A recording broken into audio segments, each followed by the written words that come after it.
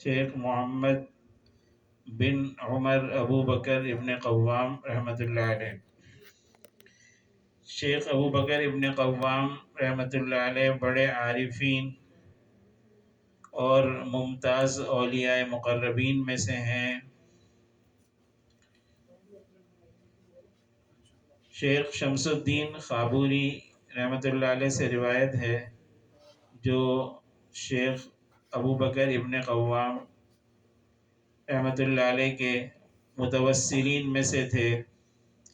کہتے ہیں کہ میں شیخ کی زیارت کے لیے چلا تو میرے دل میں یہ آیا کہ شیخ سے روح کے متعلق پوچھوں گا، یعنی روح کی کیا حقیقت ہے کہ انسان کے جسم میں روح آتی ہے پھر جاتی ہے، روح آتی ہے تو زندہ ہو جاتا ہے، پھر روح جانے سے مردہ ہو جاتا ہے۔ جب میں ان کے سامنے حاضر ہوا تو ان کی ہیبت کی وجہ سے جو میرے دل میں بیٹھی ہوئی تھی یہ سوال کرنا بھول گیا۔ جب میں رخصت ہوا اور سفر کے لیے نکلا تو شیخ نے میرے پیچھے ایک درویش کو بھیجا۔ اس نے کہا کہ شیخ سے بات کرتے جاؤ۔ میں واپس آ گیا، حاضر ہوا تو شیخ نے آواز دی، احمد۔ میں نے عرض کیا، جی حضرت۔ فرمایا، کیا تم قرآن شریف نہیں پڑھتے؟ عرض کیا، حضرت ضرور پڑھتا ہوں۔ فرمایا، بیٹا یہ آیت پڑھو، وَيَسْأَلُونَكَ عَنِ الرُّوحِ قُلِ الرُّوحُ مِنْ أَمْرِ رَبِّي وَمَا أُوتِيتُم مِّنَ الْعِلْمِ إِلَّا قَلِيلًا۔ ترجمہ یہ ہے کہ لوگ آپ صلی اللہ علیہ وسلم سے روح کے بارے میں پوچھتے ہیں، آپ فرما دیجئے کہ روح تو میرے پروردگار کا ایک حکم ہے اور تم کو بہت کم علم دیا گیا ہے۔ روح تو میرے پروردگار کے حکم سے ہے، یعنی اللہ کے حکم سے ایک چیز ہے، بنی ہے، لیکن اس کی حقیقت کا علم اللہ نے نہیں بتایا۔ فرمایا، بیٹا جس چیز میں حضور رسول اللہ صلی اللہ علیہ وسلم نے گفتگو نہیں کی، ہم کو اس میں گفتگو کرنا کیسے جائز ہے؟ یعنی شیخ جو ہے وہ ان کے اس سوال پر خود ہی مطلع ہو گئے تھے۔ اللہ تعالیٰ نے ان کے دل میں سوال القاء کر دیا تھا کہ یہ روح کے بارے میں پوچھنا چاہ رہے ہیں، اس لیے انہوں نے فرمایا کہ جب اللہ تعالیٰ نے رسول اللہ صلی اللہ علیہ وسلم کو یہ فرما دیا کہ بس یہ اللہ کے حکم سے ایک چیز بنی ہے اور ہر شخص اس کی حقیقت نہیں جان سکتا، تو ہمیں اس کے بارے میں گفتگو کرنے کی کیا اجازت ہے؟ لہٰذا اس بارے میں ہمیں سوال نہیں کرنا چاہیے۔ شیخ صالح عابد محمد بن ناصر سے روایت ہے، فرماتے ہیں کہ میں شیخ ابو بکر ابن قوام رحمہ اللہ کے پاس تھا۔ آپ نے اس مسجد میں جس میں نماز پڑھا کرتے تھے عصر کی نماز پڑھی، اور آپ کے ساتھ بہت ساری مخلوق نے نماز پڑھی۔ حاضرین میں سے کسی نے عرض کیا کہ حضرت مرد متمکن کی علامت کیا ہے؟ یہ تصوف کی ایک اصطلاح ہے، اولیاء اللہ پر مختلف حالات آتے ہیں، تو ان میں سے ایک حال اور ایک مقام جو ہے وہ تمکین کا بھی ہے۔ تمکین کا معنی یہ ہے کہ ایک چیز پر ان کو جماؤ حاصل ہو جاتا ہے اور اس چیز پر ثابت قدمی اور مضبوطی حاصل ہو جاتی ہے، تو اس کو مرد متمکن کہتے ہیں۔ تو یہ اولیاء اللہ کے کچھ مقامات ہیں۔ تو کسی نے عرض کیا، حضرت مرد متمکن کی علامت کیا ہے؟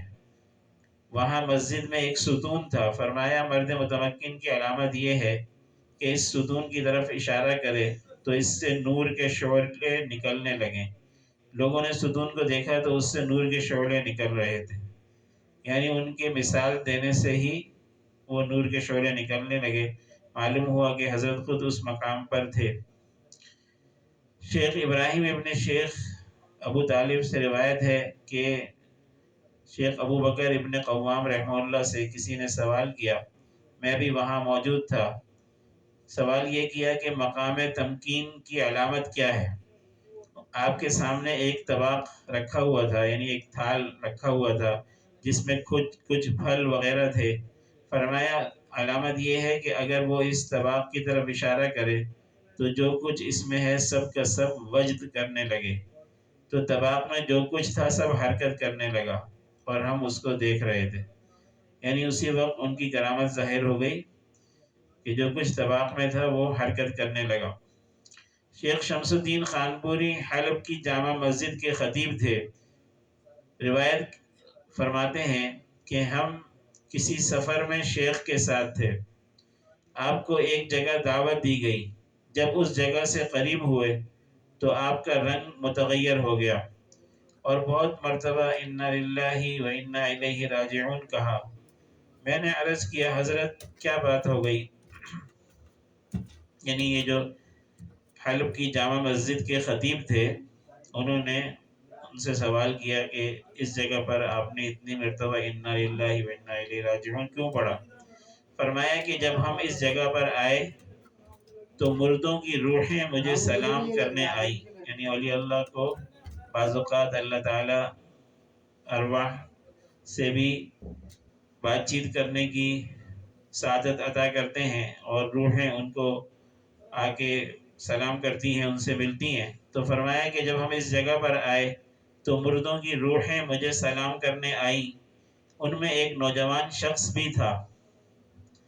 اس نے کہا کہ میں ظلم سے قتل کیا گیا ہوں، مجھے اس گاؤں کے 2 شخصوں نے قتل کیا ہے اور یہ دونوں شخص آپس میں بھائی تھے اور میں ان دونوں کی بکریاں چرایا کرتا تھا۔ انہوں نے ملک العزیز بادشاہ کے زمانے میں مجھے قتل کر دیا اور اس لیے قتل کیا کہ انہوں نے اپنی لڑکی کے ساتھ مجھ پر تہمت لگائی، حالانکہ میں اس تہمت سے بری تھا۔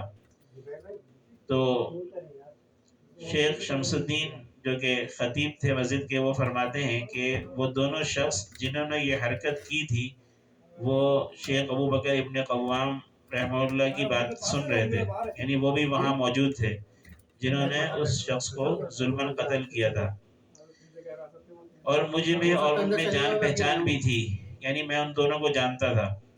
جب میں ان دونوں کے پاس تنہائی میں گیا تو ان دونوں نے کہا کہ جو کچھ شیخ نے فرمایا خدا کی قسم بالکل صحیح ہے اور ہم نے ہی اس کو قتل کیا ہے۔ میں نے کہا کہ تمہیں کیا ہو گیا تھا جو ایسا کیا؟ انہوں نے کہا وہی بات ہے جو شیخ نے فرمائی تھی، یعنی ہم نے اس پر تہمت لگائی تھی اور اس تہمت میں ہم نے اسے قتل کر دیا تھا، حالانکہ وہ بری تھا۔ پھر ان سے کہا گیا کہ یہ حرکت تو کسی اور کی تھی اور وہ بری تھا، یعنی بعد میں ان کو پتہ چلا کہ یہ تو بری تھا لیکن پہلے انہوں نے قتل کر دیا۔ تو شیخ کو اللہ تعالیٰ نے کشف کے ذریعے اس بات کی اطلاع کر دی۔ بعض اوقات ایسا بھی ہوتا ہے کہ اولیاء اللہ کی برکت سے ان کے مریدین کی اللہ تعالیٰ مدد فرماتے ہیں اور ان کے تصرفات کا اس میں اللہ تعالیٰ کی طرف سے دخل ہوتا ہے۔ شیخ صالح عابد اسماعیل ابن الحسن سے روایت ہے، فرماتے ہیں کہ میں نے 1 سال اپنے والدین کے ساتھ حج کیا۔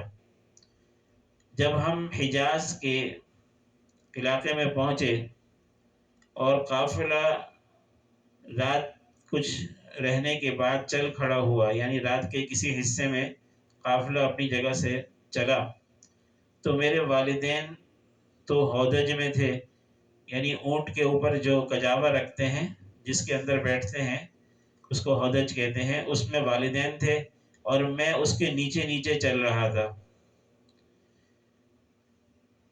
تو مجھ پر کچھ قولنج کا اثر ہو گیا۔ قولنج ایک بیماری ہے، قولنج، جس میں بڑی آنت میں درد ہو جاتا ہے شدید، تو وہ بیماری تھی، اس کا اثر ہو گیا۔ میں راستے سے ایک طرف ہو گیا کہ کچھ آرام کر لوں پھر قافلے والوں سے جا ملوں گا۔ جب میں سویا تو مجھے نیند آ گئی اور اس وقت تک آنکھ نہیں کھلی جب تک دھوپ نہیں آئی، یعنی قافلہ جا چکا تھا۔ اب میں نہ سمجھ سکا کہ کس طرح پہنچوں اور اپنے والدین کے بارے میں سوچ میں پڑ گیا اور اس فکر میں ہوا کہ ان کے ساتھ پتہ نہیں کیا گزرا ہوگا کہ ان کا کوئی خدمت کرنے والا بھی نہیں، یعنی اونٹوں کے قافلے جو ہے وہ آگے چلے گئے اور یہ ایک جگہ راستے میں سونے کے لیے لیٹ گئے تھے۔ ان کو نیند آ گئی، جب آنکھ کھلی سورج نکل چکا تھا اور رات بھی گزر چکی تھی اور قافلہ بھی جا چکا تھا۔ تو قافلے کا کچھ پتہ نہیں چلا کہاں گیا. اب ان کو بڑی فکر ہوئی اور ان کے والدین اس اونٹ کے اوپر کجاوے میں تھے اور یہ خود نیچے نیچے چل رہے تھے، تو ان کو پتہ بھی نہیں چلا اور ان کے والدین کو پتہ چلا. پھر اپنے اور ان کے حال پر میں رونے لگا. میں رو رہا تھا کہ ایک کہنے والے کو کہتے سنا، کیا تم شیخ ابو بکر ابن قوام کے مریدین میں سے نہیں ہو؟ میں نے کہا جی ہاں میں ہوں انہی کے مریدین میں سے.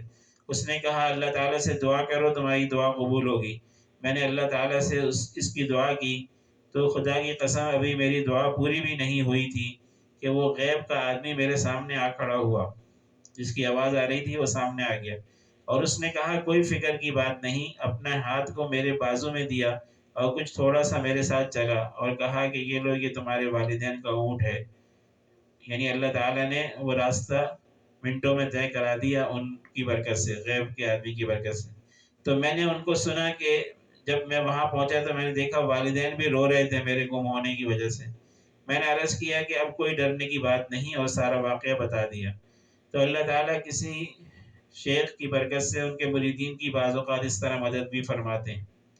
شیخ اسماعیل موصول سے یہ بھی روایت ہے کہ ہم شیخ ابو بکر ابن قوام رحمۃ اللہ علیہ کے پاس، اب یہ بھی ایک واقعہ جو آگے بیان کر رہے ہیں یہ اسی طرح کی کرامت ہے جس کو طی الارض کہتے ہیں، یعنی زمین کا لپیٹ دیا جانا.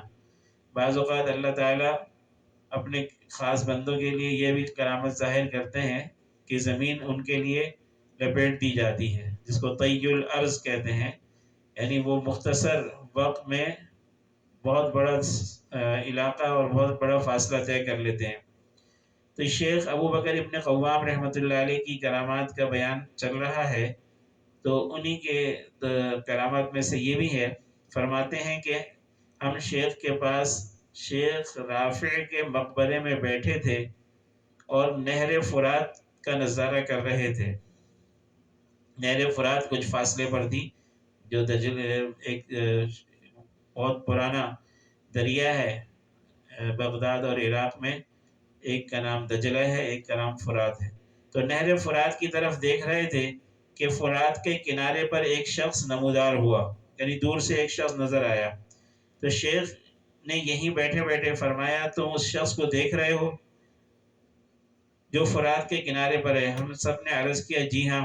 فرمایا یہ اللہ تعالیٰ کے اولیاء میں سے ہے اور میرے متعلقین اور متوسلین میں سے ہے. ہندوستان کے شہروں سے میری زیارت کے لیے آ رہا ہے. یعنی وہ اللہ کا بندہ ہندوستان سے وہاں نہر فرات کے پاس پہنچ گیا. ہندوستان کے شہروں سے میری زیارت کے لیے آ رہا ہے اور اس نے عصر اپنے گھر پر پڑھی تھی اور پھر میری طرف آنے کے لیے چلا اور اس کے لیے اللہ تعالیٰ نے زمین کو لپیٹ دیا. اس نے اپنے گھر سے فرات کے کنارے تک تو ایک قدم رکھا، یعنی صرف ایک قدم رکھا اور اللہ نے اس کو ہندوستان سے ملک عراق میں پہنچا دیا، فرات نہر کے کنارے. اور فرات سے یہاں تک بھی، یعنی آپ فرماتے ہیں میں یہاں بیٹھا ہوں تو یہ ایک قدم رکھ کے یہاں میری طرف بھی آ سکتا ہے صرف ایک قدم میں، لیکن یہاں تک میری ادب کی وجہ سے آہستہ آہستہ چل کے آ رہا ہے. یعنی اب شیخ کے ادب کی وجہ سے اب ایک قدم نہیں رکھ رہا، اب کرامت پر عمل نہیں کر رہا بلکہ آہستہ آہستہ آ رہا ہے. اور فرمایا اس کی علامت یہ ہے کہ وہ جانتا ہے کہ میں اس جگہ پر ہوں اور وہ سیدھا یہیں پر آئے گا، شہر میں نہیں جائے گا. جب وہ شخص شہر کے دروازے کے قریب پہنچا تو ادھر سے ہٹ گیا اور اس جگہ کی طرف چلا جہاں شیخ موجود تھے اور شیخ کی خدمت میں آ گیا اور سلام کیا اور عرض کیا کہ آپ مجھے بیعت کر لیں. اس اللہ کے ولی کے دل میں شیخ سے بیعت کرنے کی طلب پیدا ہوئی. ہندوستان سے اللہ تعالیٰ نے کرامت کے ذریعے ایک ہی قدم میں اسے عراق پہنچا دیا اور پھر عراق میں نہر فرات کے پاس پہنچ کر اب شیخ کی خدمت میں آ گیا اور آ کر کہا کہ مجھے بیعت کر لیں تاکہ میں آپ کے متعلقین میں سے ہو جاؤں. تو شیخ نے فرمایا میرے معبود کی عزت کی قسم تم تو میرے ہی لوگوں میں سے ہو. یعنی اللہ تعالیٰ نے ان کے دل میں ڈال دیا تھا کہ یہ مجھ سے بیعت ہوگا پہلے ہی. اس نے کہا الحمدللہ میں اسی لیے آیا تھا. پھر شیخ سے اپنے شہر میری بیعت ہونے کے بعد پھر شیخ سے واپس اپنے شہر لوٹ جانے کی اجازت چاہی. شیخ نے پوچھا آپ کے گھر کے لوگ کہاں ہیں؟ اس نے عرض کیا ہندوستان میں.